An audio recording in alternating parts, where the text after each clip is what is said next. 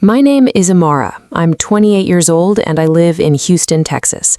And I want to tell you about the day my daughter was born, the most important day of my life, and how in the same 24 hours I learned exactly what my marriage had actually been worth.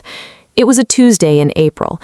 I remember the date with the specific clarity that certain days earn permanently in your memory. Not because anyone told me to remember it, but because some days carve themselves into you whether you want them to or not. I had been in labor for 14 hours at Memorial Hermann Hospital, in a room with soft lighting and a nurse named Denise, who held my hand through the worst of it and told me in the calm voice of someone who had done this 1,000 times that I was doing beautifully. My husband, Kwame, was there. I want to be precise about this because precision matters in a story like this one. He was physically present. He held my hand during parts of it. He was not absent in the way some husbands are absent, distracted by phones or hallway conversations or their own discomfort with the process. He was present, and he was waiting. I did not fully understand in those 14 hours what he was waiting for. I understood completely within the next 30 minutes. She was born at 6:47 in the morning, after a final hour that asked more of my body than I believed it had to give. The doctor lifted her, and there was that specific silence, the half second before the first cry when the whole room exists in suspended anticipation, and then she cried, strong and clear, and the nurse said, "She's beautiful, 7 pounds 2 ounces. She. I felt something in the room change. I want to describe this carefully because at the time I did not have language for it. I only had the sensation, the specific physical awareness of an atmosphere shifting. I was exhausted and overwhelmed and flooded with the particular, complete love that arrives the instant you see your child for the first time. And underneath all of that, I registered something in Kwame's posture that had not been there a moment before. He did not move toward the bed. The nurse placed my daughter on my chest, warm, impossibly small, her dark eyes barely open, her tiny hand finding my finger with the reflexive grip that newborns have, and I looked down at her and felt my entire understanding of love reorganize itself permanently around this one small person. I looked up at Kwame. He was standing near the foot of the bed, and his face had the careful, composed blankness of a man working hard to control an expression he did not want anyone to see. "She's perfect," I said. My voice was hoarse. "Kwame, look at her." He looked. For a moment, briefly, something softened in his face. I want to believe that, and I think it was real, a flicker of a father seeing his child for the first time, which is a feeling that exists even in men who will go on to fail their children badly. But it passed, quickly, and what replaced it was something I had never seen on his face before in 3 years of marriage, a kind of distant disappointment, carefully held, the expression of a man calculating something and not liking the answer. Congratulations. To me, not to her.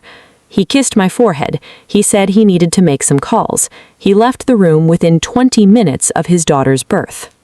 I told myself in the days that followed that he was overwhelmed, that new fatherhood affects men differently than new motherhood, that the calls he needed to make were practical, work, family, the logistics of a new baby, and not what some quieter, more honest part of me already suspected they were. I held on to that explanation for exactly as long as I was able to.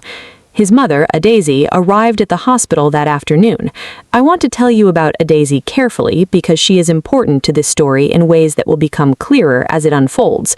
She was a formidable woman, sharp, opinionated, deeply rooted in a specific set of expectations about family and lineage and what a daughter-in-law owed the family she had married into. She had been, throughout my pregnancy, attentive in a way that I had initially received as warmth and had gradually come to understand as something closer to surveillance. She walked into my hospital room, looked at my daughter sleeping in the bassinet beside my bed, and said, not unkindly in the tone of someone simply stating a fact, "Well, we will try again, I suppose." I held my daughter that night with a specific, fierce protectiveness I had not known I was capable of, and I thought about my mother-in-law's voice and the word try, as though the 7-pound, 2-ounce person sleeping in my arms was a failed attempt at something rather than the actual outcome. I want to tell you what my daughter's name is because it matters and because I chose it with full intention in the days before any of what came next had fully revealed itself. Her name is Zuri. It means beautiful in Swahili. I had chosen it months earlier, before we knew her gender, because I had loved the sound of it and the meaning of it, and had decided somewhere in the early, uncertain months of pregnancy that whoever this child turned out to be, I wanted her name to be a declaration rather than a description. I'm glad now that I chose it before anyone in that family could attach their disappointment to her name the way they had attached it to her existence. Zuri, beautiful. That is who she was from the first moment, regardless of what anyone else believed she should have been. Kwame returned to the hospital that evening, and the days that followed had the surface texture of normal new parenthood. He held her, he helped with the practical logistics of bringing a newborn home, he was present in the ways that are visible to people watching from the outside. But something had shifted in him, and I felt it like you feel weather changing before the sky fully announces it. A coolness in conversations that used to be warm, a distance during the late-night feedings when he used to sit with me and now found reasons to be in another room. Phone calls with his mother that grew longer and quieter, conducted with the door closed. 3 weeks after Zuri was born, Kwame sat me down at our kitchen table, the same table where we had eaten 1,000 ordinary meals, where he had once told me in our first year of marriage that he had never imagined being this happy, told me in the careful, rehearsed language of someone who has practiced what he is about to say, that he wanted a divorce. "It's not about you," he said. "It's about what my family needs, what I need. A son carries the name forward, Amara. You know how important that is to my mother, to me."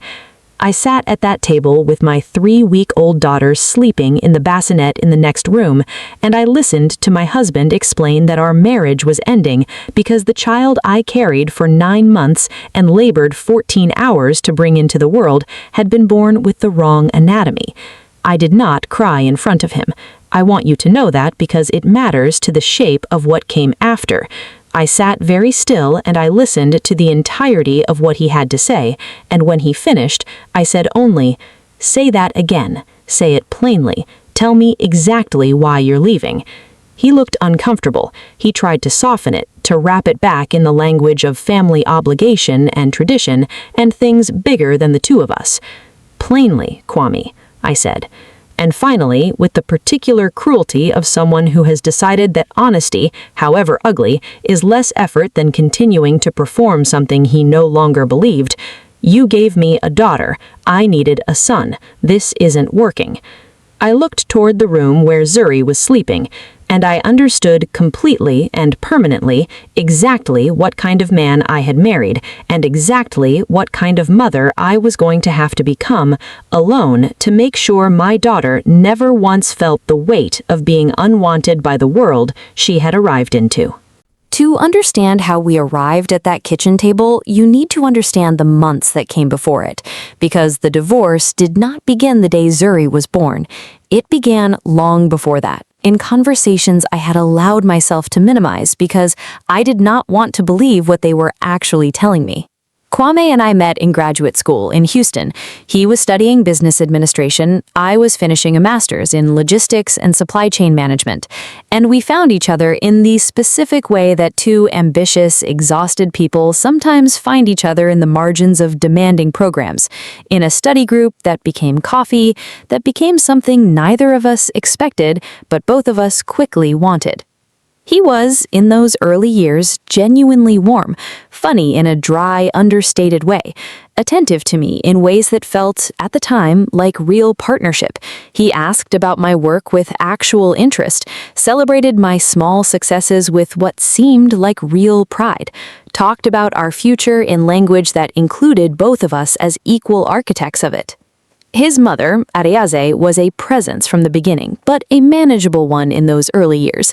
She lived in Houston as well, widowed for over a decade, and her involvement in Kwame's life was significant, but not yet, in those early days, something I understood as a threat to my own place in it. That changed when we married. The pressure began almost immediately. Not about a son specifically, at first simply about children at all, delivered with the particular urgency that some families apply to young married couples, as though a wedding is merely the preamble to the only event that actually matters. "When will you give us grandchildren?" Ariaze would ask at every family gathering, with the specific persistence of someone who did not consider the question intrusive because she did not consider grandchildren to be, in any meaningful sense, optional. We became pregnant with Zuri 18 months into our marriage. I remember the joy of those first weeks, Kwame's genuine delight, the way he had researched prenatal vitamins and pregnancy nutrition with the same thoroughness he brought to his business projects, the way he had put his hand on my still flat stomach in the mornings and talked quietly to the person inside. I want you to understand that this part was real. I am not telling you a story about a man who was always cruel. I am telling you about a man whose love had a condition attached to it that neither of us had fully examined, and the condition revealed itself only when it was tested. Ariaze's questions shifted in tone as the pregnancy progressed. "Have you found out the gender yet?" she would ask at increasingly frequent intervals, with an edge that grew sharper as the pregnancy advanced. When I told her we were waiting to find out at the anatomy scan, she said more than once with a small, knowing laugh, "I already know it's a boy. I can feel it. The Okafor men always have sons first." This was, I would later learn, not simply superstition, it was load-bearing belief, central to how Ariaze understood her family's continuation, her late husband's legacy, her own value as a matriarch who had produced sons. She had 2 sons herself, no daughters, and had built an entire identity around the idea that this was not coincidence, but destiny, proof of something about the family's strength. Kwame absorbed this belief the way children absorb the central convictions of the households they grow up in, not as opinion but as fact, embedded so deeply that he likely could not, at the time, have identified it as a belief rather than simply the truth. The anatomy scan was at 20 weeks. I remember the room, dim, the ultrasound machine humming, the technician moving the wand across my stomach with the practiced efficiency of someone who does this dozens of times a day. Kwame held my hand. We had decided together that we wanted to know, that we did not want to wait for the delivery room, that we wanted time to imagine the specific person we were preparing to meet. The technician took her measurements. She narrated some of what she saw, the heartbeat, the developing organs, the specific milestones of a 20-week fetus that she pointed out on the screen with the gentle, professional warmth of someone who understands the weight of this appointment for the people in the room. Then she said, "And it looks like you're having a girl." I felt joy, immediate, complete joy, the specific, uncomplicated happiness of learning something true about the person you are going to meet. I looked at the screen, at the small, grainy outline of my daughter, and felt my heart do something I did not have words for.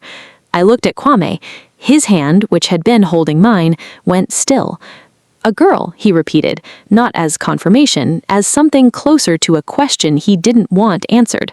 The technician, perhaps sensing the shift in the room, continued narrating measurements with slightly more focused attention to her screen than to us.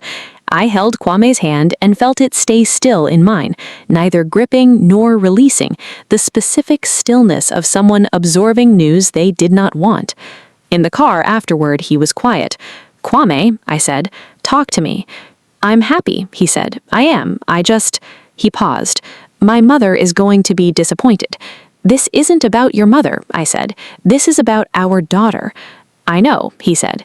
But I watched him in the weeks that followed make the phone call to Ariaze that I knew he had been dreading, and I watched his face afterward, and I understood with a clarity I tried very hard to push away that something fundamental in him had not fully separated his own feelings from hers.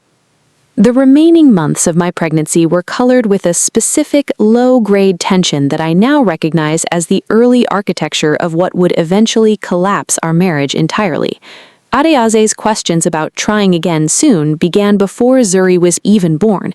She referenced more than once women she knew who had managed to ensure sons through various methods: diet, timing, prayer rituals she half believed and half performed out of an abundance of caution. She did not say these things cruelly in her own understanding of herself. She believed she was being helpful, practical, oriented towards a future she considered self-evidently important. My own father, Samuel, a quiet, steady man who had raised me with the specific conviction that daughters were not consolation prizes for the absence of sons, was, by contrast, the person who held me together during those months. I remember a dinner at my parents' house in my 7th month, when I had relayed some of what Adeaze had been saying. My father had set down his fork with a precision I recognized even then as restraint. "Amara," he said, "you listen to me. Whatever that woman believes about sons and daughters, it has nothing to do with the truth. A child is not a number you're trying to reach. A child is a person, and if anyone in that family makes you feel otherwise, you remember whose daughter you are, and you remember whose daughter you are about to have." I held on to those words. I would need them, soon, more than I knew at the time. 3 weeks after that kitchen table conversation, I moved back into my parents' house in Southwest Houston with my daughter, 2 suitcases, and the specific hollowed-out exhaustion of a woman who had just learned that the foundation she had built her life on was never as solid as she believed. My parents' house was the same one I had grown up in, a modest brick ranch in a neighborhood that had been solidly working class for 30 years, and was slowly becoming something else as the city expanded around it. My old bedroom had been converted into a sewing room years earlier, and my mother, without discussion, spent the weekend before I arrived converting it back, finding a crib at a consignment shop and setting it up beside the bed that had been mine since childhood. I remember walking into that room with Zuri in my arms, 4 weeks old, sleeping through the entire drive, and feeling something break open in me that I had been holding together through sheer will for the previous 3 weeks. I cried for the first time since the kitchen table conversation, fully, completely, the kind of crying that empties you out and leaves something quieter behind. My mother held both of us. She did not say much. She did not need to. The legal divorce moved quickly, with an efficiency that told me Kwame and Adeaze had been preparing for it before they had told me anything. Kwame's attorney was thorough, and his position generous on paper. He did not contest custody, did not fight the basic financial arrangements, seemed in fact eager to settle the matter cleanly and move forward. I understood, watching this process unfold with cold professional efficiency, that he was not fighting because he did not want to fight. He had already decided, before Zuri's birth even, that this outcome was acceptable to him if the gender came back wrong. The speed of the divorce was not generosity. It was a man executing a plan he had quietly prepared. I received modest child support. I received from my own resources and my parents' help enough to survive while I rebuilt. What I did not receive, what I had to build entirely on my own, was the certainty that everything was going to be okay. The early months were genuinely difficult. I want to be honest about this, because I think the honest version of resilient stories matters more than the polished version. I had completed my master's degree, but had been working only part-time during my pregnancy and Zuri's first weeks, intending to return to full-time work gradually, with Kwame's income as a foundation. That foundation disappeared. I was 28 years old, recently divorced, living in my childhood bedroom with a 4-week-old daughter, applying for full-time positions in supply chain management, with the specific exhaustion of a new mother trying to rebuild a career while sleeping in 2-hour increments. There was judgment, too, not from everyone, but from enough people that it left marks. Some women in our community circle, people who had known Adeaze for years and absorbed her particular framework without ever questioning it, looked at me with a quiet, unspoken assessment that I understood clearly even when it was never said aloud. She couldn't give him a son, as though the outcome of a pregnancy were a test I had failed rather than biology that had simply occurred. I learned in those months to develop a specific kind of armor against that judgment. Not bitterness, which I worked hard to keep from settling into me permanently, but a clear internal certainty that protected me from needing anyone's validation to know what was true. What was true was this: I had a daughter. She was perfect, and no one's disappointment about her gender changed a single thing about her worth. My father became, in those months, the most consistent presence in my life outside of Zuri herself. He had retired the previous year from 30 years of work as a high school mathematics teacher, and he brought to fatherhood of a new grandmother the same patient, steady attention he had brought to decades of teaching difficult subjects to reluctant teenagers. He held Zuri for hours so I could sleep. He drove me to job interviews when my car needed repairs I could not yet afford. He listened, without judgment, when I needed to talk through the specific grief of a marriage's failure that was tangled up with the specific grief of being told my daughter was not enough. One evening, several months into this new life, he found me crying quietly in the kitchen after putting Zuri to bed, and he sat down across from me at the table. A different table than the one that Kwame ended our marriage, but the echo of that scene was not lost on me. He said, "Tell me what's wrong." I said, "I keep thinking about what kind of message it sends her. Growing up knowing her own father left because she wasn't a son. What does that do to a girl?" My father was quiet for a long moment. He said, "It depends," he said, "on who raises her after that. If you raise her surrounded by people who think she was a failure, that's what she'll believe about herself. If you raise her surrounded by people who think she's a miracle—" He paused.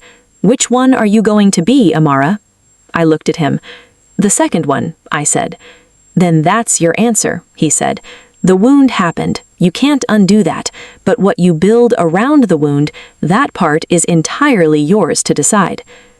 I made a decision that night, sitting at my parents' kitchen table with my father across from me, that would guide the next 8 years of my life with the kind of clarity that decisions at rock bottom sometimes have.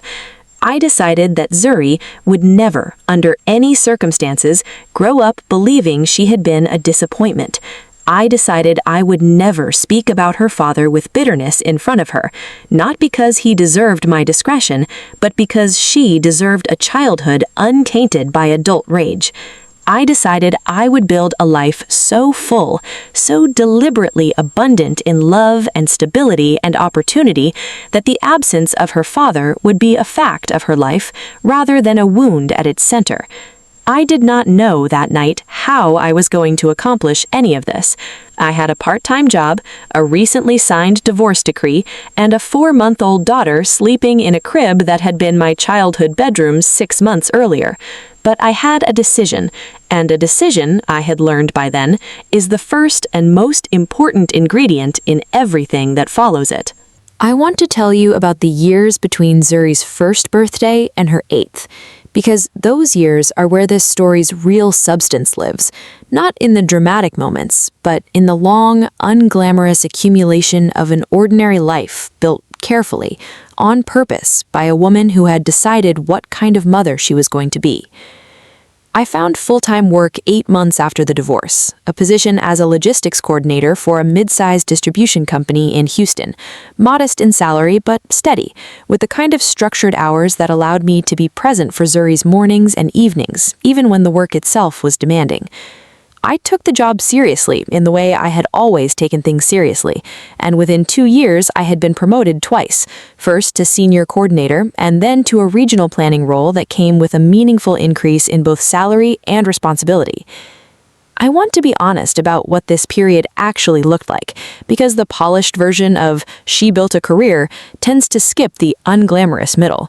There were years of genuinely difficult balancing, daycare costs that ate a frightening percentage of my income before the promotions arrived, evenings spent at the kitchen table after Zuri was asleep working through professional certifications I pursued specifically to make myself more valuable in a competitive field, the particular exhaustion of being the only adult responsible for every logistical detail of a small person's life while also building a career from a significantly diminished starting position. My parents helped enormously. I want to say this clearly because I do not believe in the mythology of single-handed success. I had support, real and consistent, and I am deeply grateful for it. My mother managed pick-up and drop-off on the days my work schedule required it. My father became functionally a second parent to Zuri in ways that filled a space her biological father had vacated. But the building, the actual sustained day-by-day construction of a stable life, was mine to do, and I did it. By the time Zuri turned 5, I had moved us into our own apartment. Modest, but genuinely ours, with a small second bedroom decorated in the specific, enthusiastic palette of a 5-year-old's preferences, purple walls and a ceiling covered in glow-in-the-dark stars that I had spent an entire Saturday afternoon arranging. By the time she turned 7, I had been promoted to a supply chain manager position that allowed us to move into a slightly larger place in a good school district with a backyard that Zuri immediately claimed for an elaborate and ever-evolving series of imaginative games that I was occasionally recruited into as a supporting character. I built, deliberately and consciously, the kind of life I had promised my father I would build that night at his kitchen table. A life full of structure and warmth and consistency. A life where Zuri's accomplishments, her early reading, her fierce competitiveness at the swim club she joined at 6, her surprising and delightful gift for telling elaborate, meandering stories at the dinner table, were celebrated completely, without the shadow of disappointment that had hung over her arrival into the world. I never spoke badly about Kwame in front of her. This was, I want to be honest, one of the harder disciplines I imposed on myself, because there were many evenings when bitterness would have been easy and even in some private way satisfying. But I had decided, that night with my father, that Zuri's relationship with the truth about her father would unfold on its own timeline, shaped by facts rather than by my anger. When she was old enough to ask questions, around age 5, in the specific, direct way that young children ask the questions adults spend years avoiding, I gave her age-appropriate honesty. "Your dad and I weren't able to stay married," I told her, the first time she asked with real curiosity why she didn't have a daddy at home the way some of her friends did. "Sometimes grown-ups can't make a marriage work, even when they both want to. That's not about you, that's about the grown-ups." "Does he love me?" she asked, the question that every child of divorce eventually asks in some form. I had thought about this question many times before she asked it, rehearsing answers in my head during the long nights of her infancy. I had decided, long before that moment, that I would not lie to her, but that I would also not burden her with the full weight of an adult betrayal she was too young to carry. "I think," I said carefully, "that your dad made some choices that weren't good choices, and I think someday, if he wants to be part of your life, that will be up to you to decide when you're old enough to make that decision for yourself. But I want you to know something with your whole heart, Zuri. You were never, for one single second, anything other than exactly who you were supposed to be." She considered this with the serious, focused attention that 5-year-olds bring to questions that matter to them. "Okay," she said, and then with the abrupt pivot of a child's attention, "Can we get ice cream?" We got ice cream. I want to tell you about a specific evening when Zuri was 7, because it crystallizes something important about who she had become under the deliberate, abundant love I had built around her. We were at the dinner table, our small kitchen table in our apartment with the backyard, and she was telling me, with great animation, about a girl at school who had said something dismissive about another classmate's artwork. I told her that was mean, she said, with the specific, righteous indignation of a 7-year-old who has recently discovered the concept of standing up for people. I told her that everybody's drawings are special, even if they don't look exactly like the thing they're supposed to be. I looked at my daughter, confident, secure, instinctively protective of other people's worth in a way that suggested she had absorbed deeply and completely the idea that worth was not conditional on meeting someone else's expectations. "You're a good friend," I told her. "I know," she said, with the matter-of-fact confidence that children have when a thing is simply, obviously true. Not arrogance, just settled certainty. I sat with that certainty for a long moment after she had moved on to describing what she wanted to be for Halloween. She did not know, at 7, what it had cost to build that certainty in her. She did not know about the kitchen table conversation that had ended her parents' marriage before she was old enough to remember anything. She did not know about Adese's voice in the hospital room, or the technician's ultrasound wand, or her father's careful, controlled blankness when he learned her gender. She only knew that she was loved, completely and without condition, and that this love had made her into a person who instinctively extended the same unconditional regard to other people. That, I understood, sitting at that table watching her describe Halloween options with total enthusiasm, was the actual victory. Not anything that had happened to Kwame, not any reckoning that might or might not eventually arrive.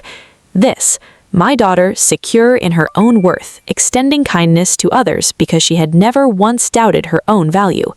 That was the thing he had thrown away, and it had become, in his absence, the most complete thing I had ever built. I did not seek out information about Kwame's life after the divorce. I want to be clear about this because I think it matters to the integrity of what I'm telling you. I was not monitoring him, not checking social media obsessively, not maintaining any active interest in his trajectory. I had a life to build, and that life occupied the entirety of my attention. But Houston's Nigerian-American community, particularly the specific social circles that had once included both our families, was not large enough to allow complete separation. Information arrived periodically, unbidden, through mutual acquaintances, and the particular social network that exists in any tight-knit community. At weddings I attended for cousins of friends, at the occasional community event, in the casual way that news travels among people who were once connected to the same life. What I learned over the years, I learned in fragments. I am going to tell you those fragments now, not with satisfaction. I want to be honest about that because I think there is a temptation in stories like this one toward a vindictive pleasure in someone else's downfall that I did not feel and do not want to perform. I felt something more complicated, something closer to a quiet, sad confirmation of what I had already understood about the values that had ended my marriage. Kwame remarried approximately 14 months after our divorce was finalized. Her name was Falake, a woman several years younger than us from a family Adaeze had apparently cultivated a relationship with specifically because of certain assurances about fertility and family history that I learned about much later with a kind of weary disbelief. Their first child, born about 2 years after the marriage, was a daughter. I heard about this from a mutual acquaintance at a baby shower I attended for an unrelated friend, delivered in the careful, slightly awkward tone of someone unsure whether the news would land as schadenfreude or pain. I felt, honestly, mostly grief for the daughter, whoever she was, entering a family with the same poisoned framework that had once been applied to mine. Their second child, born roughly 2 years after that, was also a daughter. I want to tell you what I felt when I heard this, because I think it is important to the honesty of this story. I felt a specific, complicated ache for 2 little girls I had never met and would likely never meet, who were growing up, I had to assume, under the same shadow of paternal and grandmaternal disappointment that Zuri had been spared, because I had removed her from that environment entirely.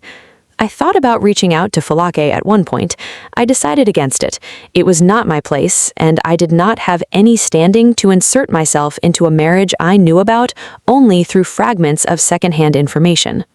The son arrived on the 3rd pregnancy, approximately 5 years after Kwame and I divorced. I learned this, again, secondhand, through the same network of community connections, delivered this time with a kind of relieved excitement on the part of the messenger, as though this news represented a happy resolution to a story that had troubled everyone watching it unfold. I did not feel relief. I felt, mostly, a complicated sadness for the 2 daughters who had been born, in some sense, into a marriage where their gender had been treated as an installment toward an eventual, more valuable outcome. What I learned in the following years, and this part I learned more slowly, in pieces, over a longer stretch of time, was that the son's arrival did not save the marriage the way everyone involved seemed to have expected.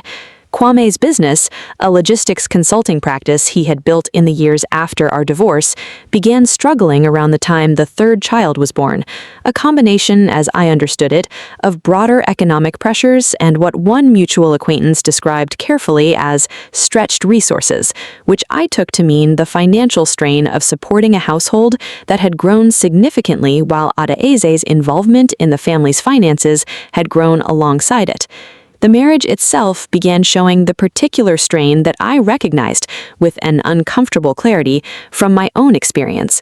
Falake, I heard, had begun pushing back against Adaeze's continued escalating involvement in the household, her opinions about how the children should be raised, her explicit favoritism towards the son in ways that even Kwame, by several accounts, found difficult to manage. The same dynamics that had once organized themselves against me had simply found a new target, and the family that had treated my daughter as a disappointing outcome was now apparently treating two more daughters the same way, while the long-awaited son became the center of an attention so intense it was reportedly creating its own problems. Adaeze's health began declining around this time. Nothing dramatic, but the accumulating frailties of a woman in her 70s, combined with what I understood to be genuine grief over watching the family structure she had spent decades organizing around the idea of male lineage, begin to show cracks she had not anticipated. I heard through the same network that Kwame and Falake separated approximately 7 years after my own divorce from him, not finalized as a divorce, but living separately with the specific tension of a marriage that had not been able to bear the weight of the same expectations it had been built around. I want to tell you honestly what I felt when I learned all of this. I did not feel triumph. I did not feel the satisfaction of watching karma deliver a tidy verdict on a man who wronged me. What I felt mostly was a tired confirmation, the recognition that the values that had ended my marriage were not specific to me, were not a problem that resolved itself once a son finally arrived, but were structural, embedded, capable of damaging every relationship they touched, regardless of how many of the right outcomes were eventually produced. I thought about Falake's two daughters, growing up in the shadow of a brother whose arrival their grandmother had treated as a vindication. I thought about Zuri, growing up in a small apartment with purple walls and glow-in-the-dark stars, secure and confident, and entirely unburdened by any sense that her existence had been a disappointment. I knew with complete certainty which life I would have chosen for my daughter. I had already chosen it. I did not seek out information about Kwame's life after the divorce. I want to be clear about this because I think it matters to the integrity of what I'm telling you. I was not monitoring him, not checking social media obsessively, not maintaining any active interest in his trajectory. I had a life to build, and that life occupied the entirety of my attention. But Houston's Nigerian-American community, particularly the specific social circles that had once included both our families, was not large enough to allow complete separation. Information arrived periodically, unbidden, through mutual acquaintances, and the particular social network that exists in any tight-knit community. At weddings I attended for cousins of friends, at the occasional community event, in the casual way that news travels among people who were once connected to the same life. What I learned over the years, I learned in fragments. I am going to tell you those fragments now, not with satisfaction. I want to be honest about that because I think there is a temptation in stories like this one toward a vindictive pleasure in someone else's downfall that I did not feel and do not want to perform.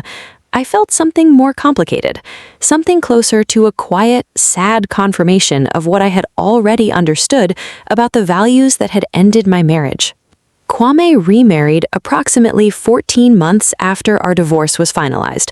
Her name was Falake, a woman several years younger than us from a family Adaeze had apparently cultivated a relationship with specifically because of certain assurances about fertility and family history that I learned about much later with a kind of weary disbelief. Their first child, born about 2 years after the marriage, was a daughter. I heard about this from a mutual acquaintance at a baby shower I attended for an unrelated friend, delivered in the careful, slightly awkward tone of someone unsure whether the news would land as schadenfreude or pain. I felt, honestly, mostly grief for the daughter, whoever she was, entering a family with the same poisoned framework that had once been applied to mine. Their second child, born roughly 2 years after that, was also a daughter. I want to tell you what I felt when I heard this, because I think it is important to the honesty of this story. I felt a specific, complicated ache for two little girls I had never met and would likely never meet, who were growing up, I had to assume, under the same shadow of paternal and grandmaternal disappointment that Zuri had been spared, because I had removed her from that environment entirely. I thought about reaching out to Falake at one point. I decided against it.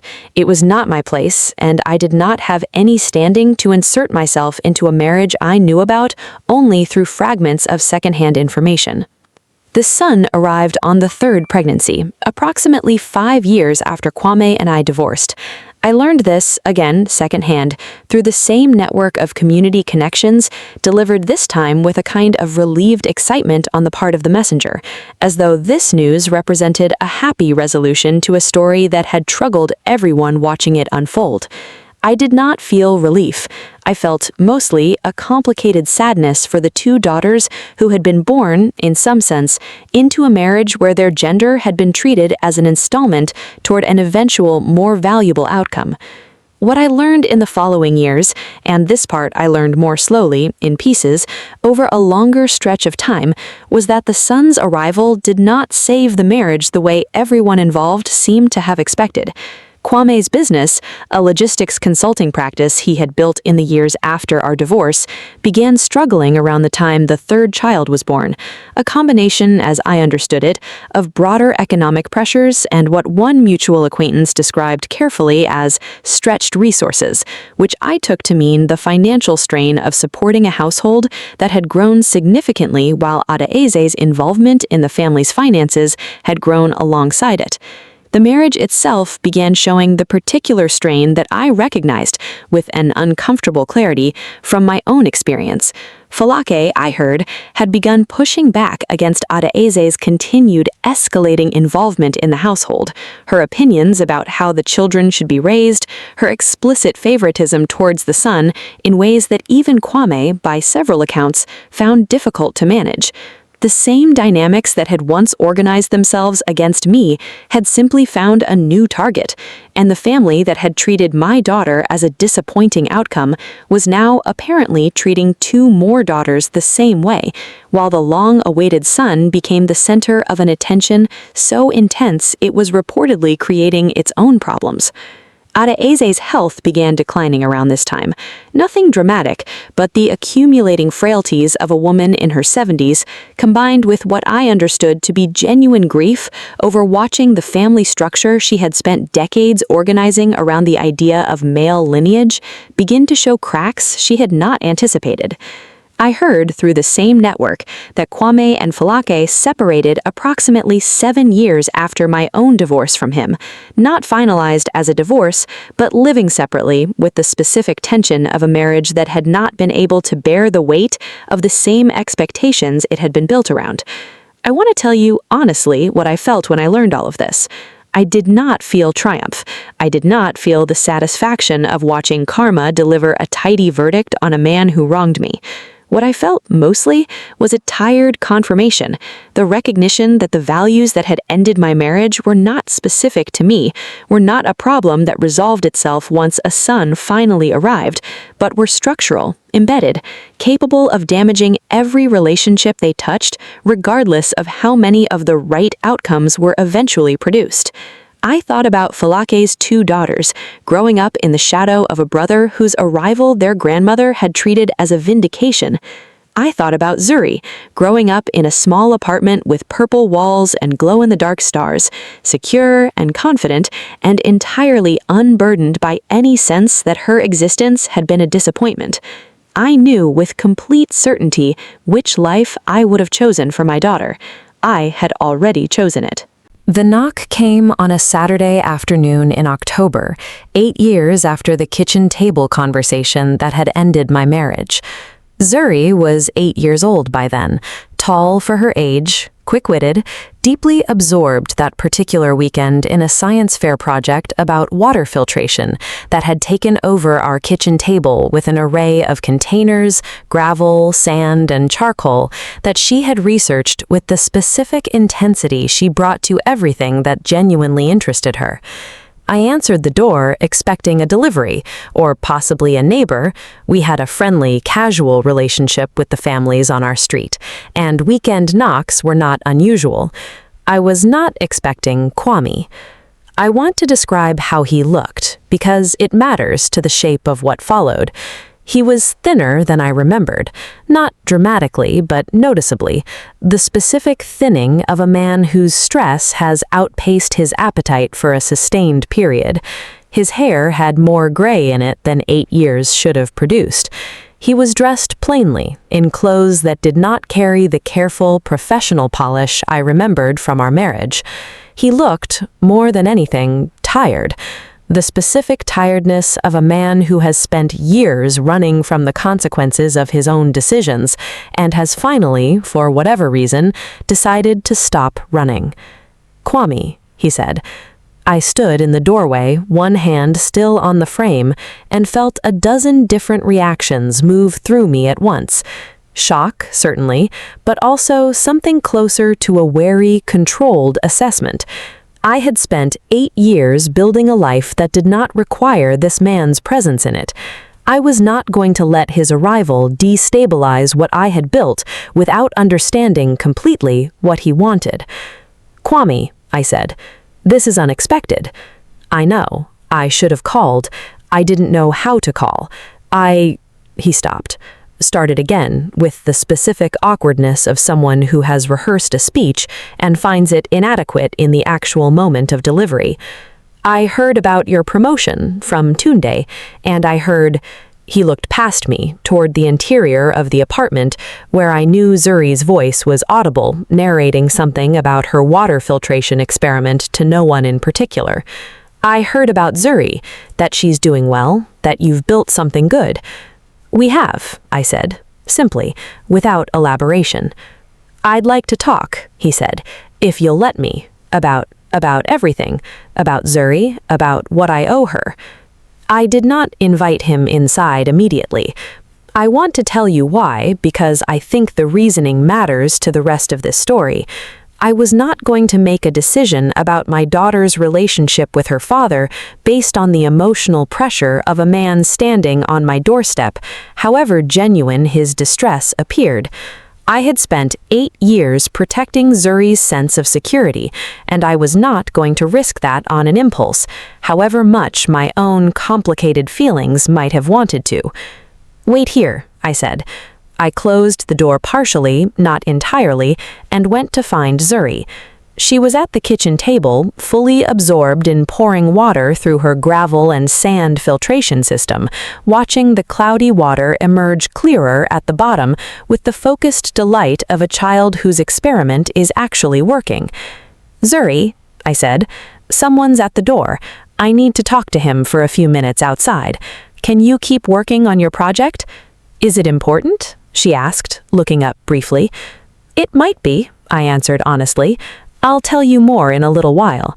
She nodded, already returning her attention to the water clarity, and I felt a brief, complicated gratitude for the particular, uncomplicated focus of an 8-year-old absorbed in something genuinely interesting to her. I went back to the door.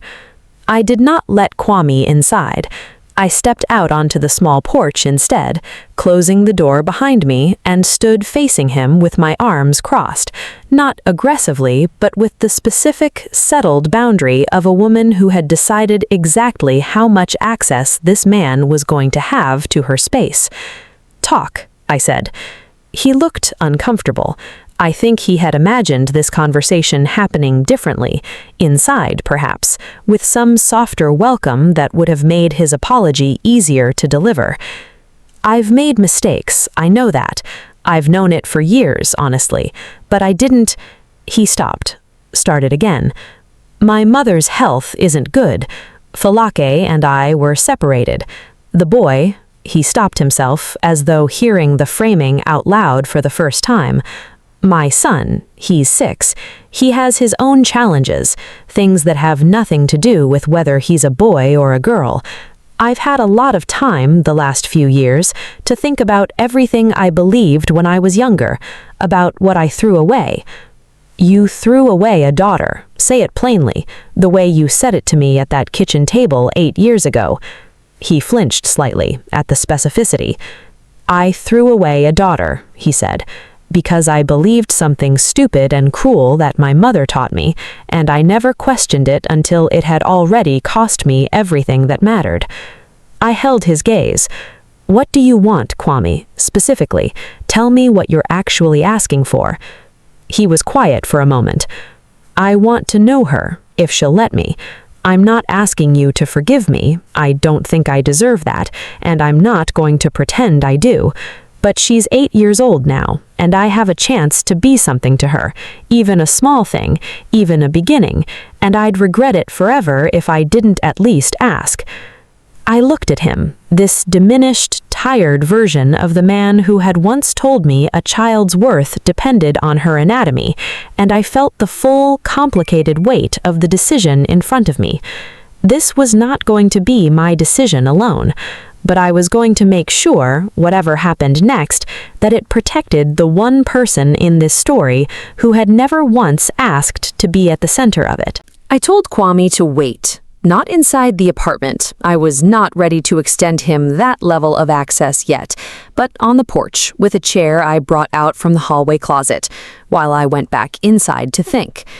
I did not make him leave entirely. I want to explain why, because the easier, more dramatic version of this story would have me closing the door and never opening it again, and I think that version, however satisfying it might be to imagine, would not have served the actual question in front of me, which was not about my own anger, but about my daughter's eventual relationship with the truth of where she came from. I sat at the kitchen table across from Zuri, who had finished her filtration experiment and was now recording her observations in a school notebook with the careful, deliberate handwriting of a child taking her work seriously. Zuri, I said, I need to talk to you about something important. Can you put the notebook down for a minute? She looked up, registering something in my tone, and set the pencil down. That was your dad at the door, I said. Her expression did a complicated thing, not shock exactly, because she had known in the abstract that she had a father somewhere, that he existed, that the absence in her life had a specific name and history. But something shifted, a recalibration of an abstract fact into a concrete, immediate reality. Why is he here? She asked. He says he wants to get to know you. He's sorry for some of the choices he made when you were a baby. I'm not going to pretend those choices didn't hurt. They did, and I'm not going to lie to you about that. But he's here now, asking, and I wanted to talk to you before I decided anything, because this is about you, not just about me. Zuri considered this with the same focused seriousness she had brought to her water filtration project. What choices? She said. I had thought many times over the years how I would eventually have this conversation.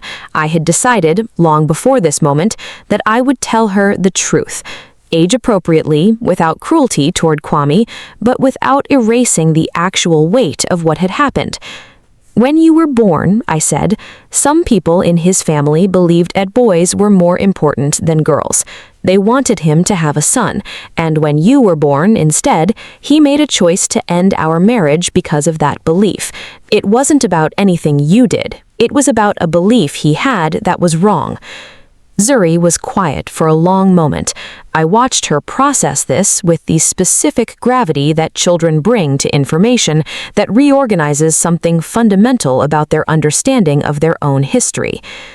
That's stupid, she said finally, with the blunt, uncomplicated clarity of an 8-year-old encountering injustice for the first time. Girls aren't worse than boys. That's not even a real thing. No, it's not. So he left because I was a girl? Yes, I said. I was not going to soften this further. She deserved the truth, delivered with care but without distortion. And I want you to know that what he believed was wrong, and it was never, ever about whether you were good enough. You were exactly who you were supposed to be from the very first second. She nodded, absorbing this with the specific resilience I had watched her develop over 8 years of deliberate, abundant love. Do I have to talk to him? She asked. No, I said immediately. You don't have to do anything you don't want to do. This is entirely your choice, whether you want to meet him, whether you want to know him on whatever timeline feels right to you. I'm not going to push you toward him, and I'm not going to push you away from him. This is hers. She thought about this for a long moment. Can I think about it? She said. Absolutely. Take all the time you need. I went back out to the porch. Kwame stood up when I came through the door, the specific, anxious eagerness of someone awaiting a verdict. She knows you're here, I said. I told her the truth, what happened, why our marriage ended, in age-appropriate terms. She knows that I think what you and your mother believed was wrong, and I'm not going to apologize for telling her that, because it's true, and she deserves the truth. He nodded slowly. She's deciding whether she wants to meet you, and on what terms. That decision belongs entirely to her. I'm not going to push her toward you, and I'm not going to push her away from you. This is hers. That's fair, he said, quietly. I want to be clear about something else. If she decides she wants a relationship with you, it will happen slowly, on her terms, and I will be watching closely to make sure you treat her with the consistency and respect she deserves. I will not tolerate her being made to feel in any way like a second choice or a consolation prize. Not now, not ever again. I understand, he said. And I want you to understand something about what you're walking into. She is secure. She is confident. She knows exactly who she is. And that knowledge did not come from you. It came from 8 years of work that I did, with my parents' help, completely without you. If you're hoping to walk into a void and become someone essential, you're going to be disappointed. There is no void. There's a complete person who might, if she chooses, make room for you. That's the most you can hope for. He was quiet for a long moment. That's more than I deserve, he said. Yes, it is. Zuri decided 2 days later that she wanted to meet him. Once, in a public place, a park near our apartment, with me present the entire time. I want to tell you about that first meeting briefly because it matters to the resolution of this story. Kwame was careful, deferential, visibly nervous in a way that I had never seen him during our marriage. He asked Zuri questions about her interests, her science fair project, her swim club, the elaborate stories she told at dinner, and he listened to her answers with the specific, focused attention that I recognized with some discomfort as the same quality Edward Marsh had brought to a conversation in an entirely different story, the quality of someone actually paying attention rather than performing politeness. Zuri was guarded, appropriately so, but not cruel. She answered his questions. She did not in that first meeting call him Dad. She called him Kwame, which he accepted without protest, with the specific humility of a man who understood he had not yet earned anything more. I watched from a nearby bench, close enough to monitor, far enough to give them the space the moment required. It was a beginning, not a resolution, not a redemption arc completed in a single afternoon. A beginning. On my daughter's terms, at her own pace, protected by boundaries that I had built specifically to ensure that whatever relationship developed between them would never again be allowed to make her feel like anything less than exactly enough.